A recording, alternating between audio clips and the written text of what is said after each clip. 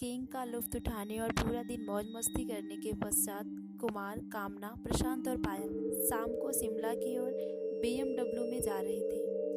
सर्दियों के दिन, जनवरी का महीना, शाम के 6 बजे की गहरी रात हो गई थी।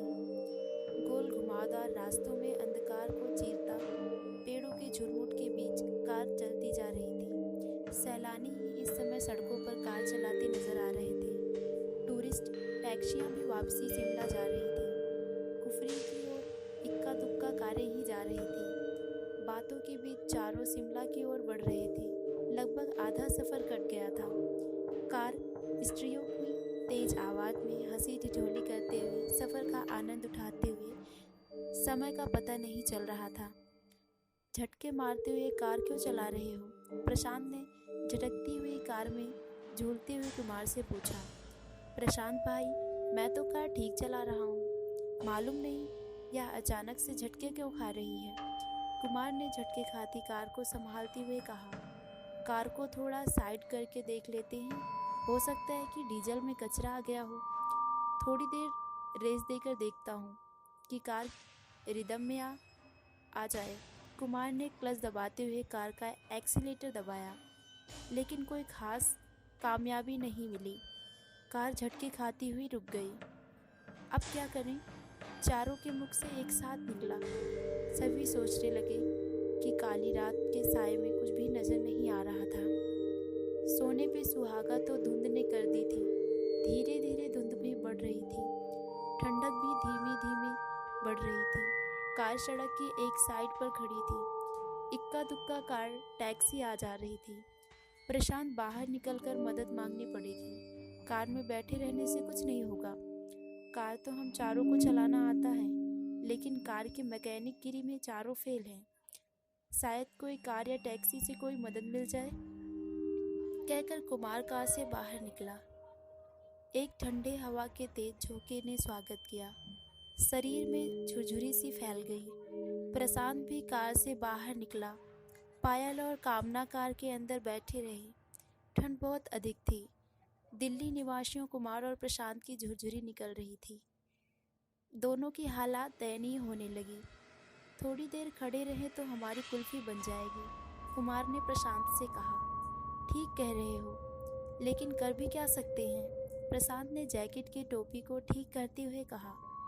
लिफ्ट मांगकर शिमला चलते हैं। कार को यहीं छोड़ते हैं। सुबह शिमला से मैकेनिक ले आएंगे, कुमार ने सलाह दी। ठीक कहते हो। रात का समय था, गाड़ियों की आवाजाही नगण्य थी। काफ़ी देर बाद एक कार आई। उनको कार के बारे में कुछ नहीं मालूम था।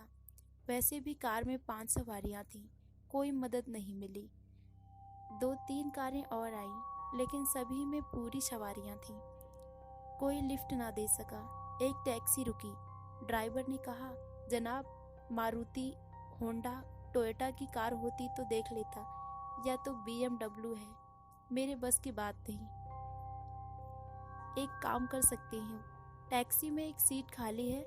पति पत्नी कुफरी से लौटकर शिमला जा रही हैं। उनसे पूछो तो एक बैठकर शिमला तक पहुंच जाओगे। वहां से मैकेनिक लेकर ठीक करवा सकते हो। टैक्सी में बैठे पति पत्नी ने इजाज़त दे दी। कुमार टैक्सी में बैठकर शिमला की ओर रवाना हुआ। प्रशांत कार में बैठ गया।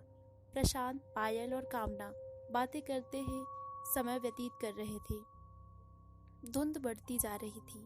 थोड़ी देर बाद प्रशांत पेशाब करने के लिए कार से उतरा। कामना, पायल कार में बैठे बोर हो गई थी। मौसम का लुत्फ उठाने के लिए दोनों बाहर कार से उतरी। कपकपाने वाली ठंड थी। कार में बैठो, बहुत ठंड है, कुल्फी जम जाएगी, प्रशांत ने दोनों से कहा। बस 2 मिनट मौसम का लुत्फ लेने दो, फिर कार में बैठते हैं, पायल और कामना ने प्रशांत को कहा। भूतिया माहौल है, कार में बैठते हैं, प्रशांत ने कहा। प्रशांत की बात सुनकर पायल खिलखिलाकर हंस दी। भूतिया माहौल नहीं, मुझे तो फिल्मी माहौल लग रहा है। किसी भी फिल्म की शूटिंग के लिए परफेक्ट लोकेशन है। काली अंधेरी रात, धुंध के साथ सुनसान पहाड़ी सड़क, हीरो हीरोइनों का रोमांटिक मोड, सेंसुअल सॉन्ग। कौन सा गीत याद आ रहा है?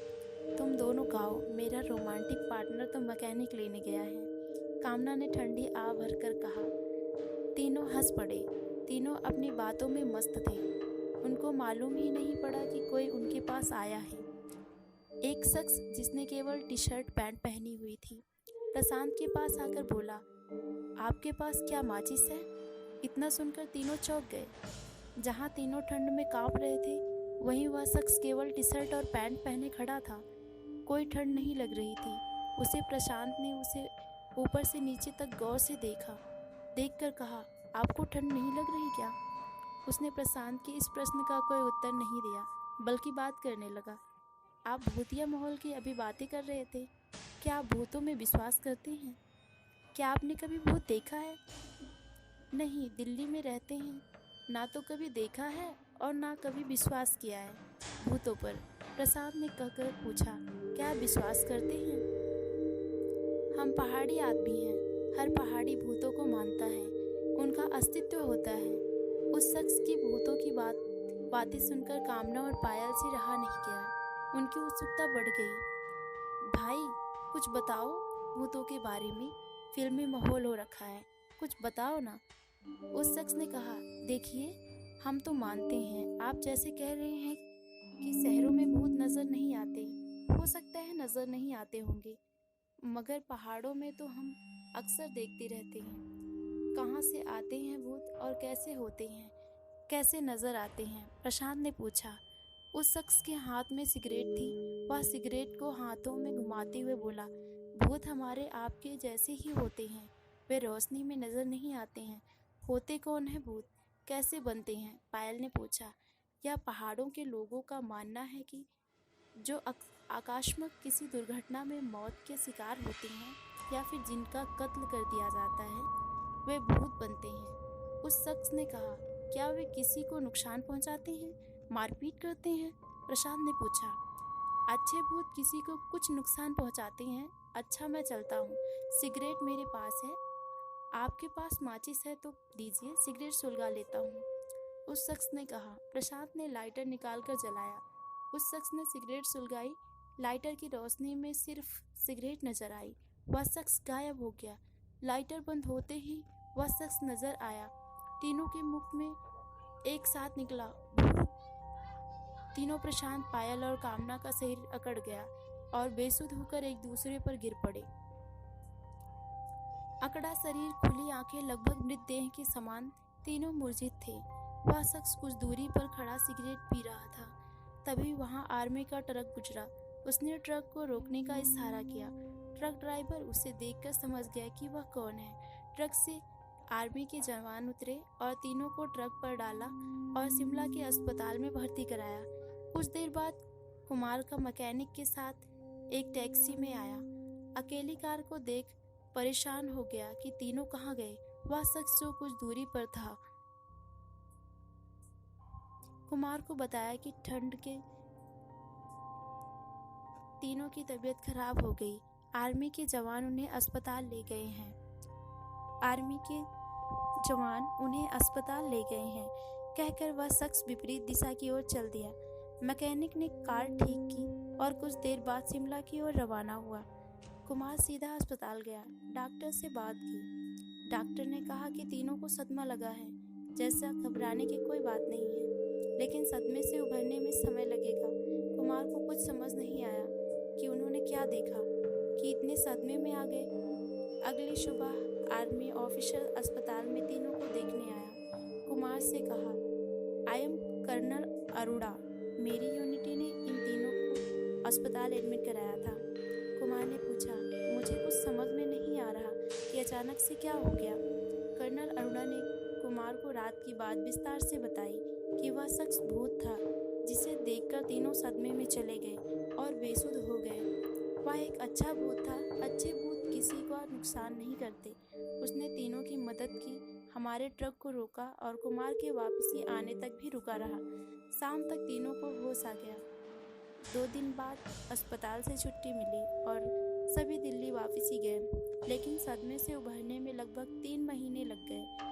आज 7 साल बीत गए उस घटना को। चारों कभी भी घूमने रात को नहीं निकलते। नाइट लाइफ बंद कर दी है।